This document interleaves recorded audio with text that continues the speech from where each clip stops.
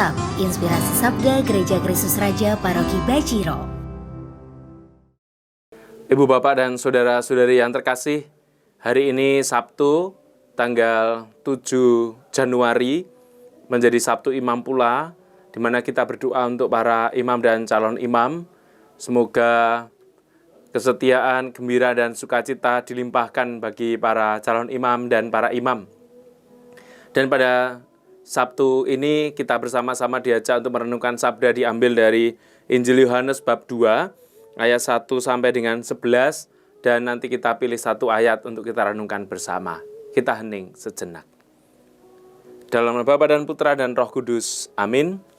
Tuhan yang baik, kami mohon rahmat-Mu agar Engkau hadir di antara kami dengan Roh Kudus-Mu.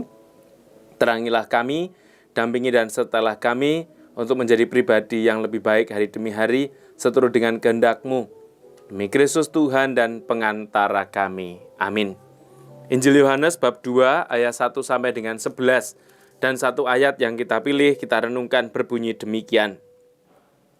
Hal itu dibuat Yesus di Kana yang di Galilea, sebagai yang pertama dari tanda-tandanya. Dan dengan itu ia telah menyatakan kemuliaannya dan murid-muridnya percaya kepadanya. Ibu, Bapak, dan saudara-saudari terkasih, perikop Injil hari ini berbicara tentang Yesus yang mengubah air menjadi anggur. Satu hal yang sangat penting dan sangat fundamental dalam kehidupan kita.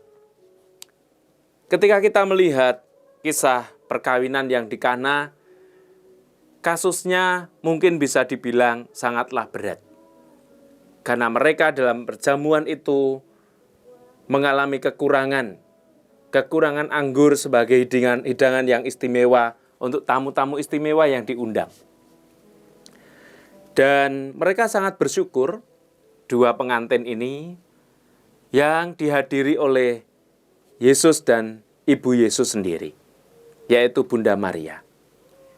Dan mereka mengundang Ibu Yesus dan Yesus sendiri itu bukan sebagai tamu undangan, tetapi mereka sebagai tetangga, sebagai saudara.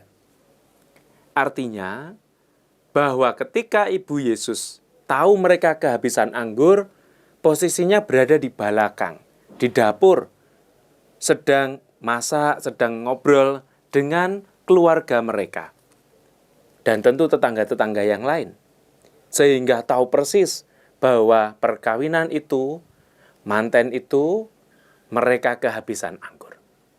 Maka Bunda Maria mendesak Yesus untuk mengubah air menjadi anggur. Hal ini menjadi pasti dan penting dalam keluarga kita. Harapannya apa? Jangan pernah mengundang Yesus dan Bunda Maria di saat kita butuh saja. Tetapi jadikanlah Yesus dan Ibu Maria sebagai bagian dari keluarga. Sehingga ketika keluarga kita kehabisan anggur, keluarga kita sedang mengalami kesepian, keluarga kita sedang mengalami situasi kekeringan dalam sebuah perkawinan, maka Yesus melalui bundanya akan meminta supaya hal yang sepi, kesepian itu, kehampaan itu, kekeringan itu menjadi kesegaran dan sukacita kembali. Kenapa? Karena selalu melibatkan Yesus dan Bunda Maria dalam lingkaran keluarga. Dan jangan pernah mengundang mereka hanya sebagai tamu undangan saat kita butuh, saat kita perlu. Tetapi setiap hari libatkanlah mereka dalam doa, dalam karya, dalam hidup dan aktivitas kita. Bunda Maria dan Yesus. Semoga seluruh hari ini diberkati Tuhan. Tuhan bersamamu dan bersama rohmu. Semoga keluarga-keluarga kita selalu dalam naungan kasih dan berkat Tuhan, Bapa dan Putra dan Roh Kudus. Amin. Selamat beraktivitas dan Tuhan memberkati berkah dalam.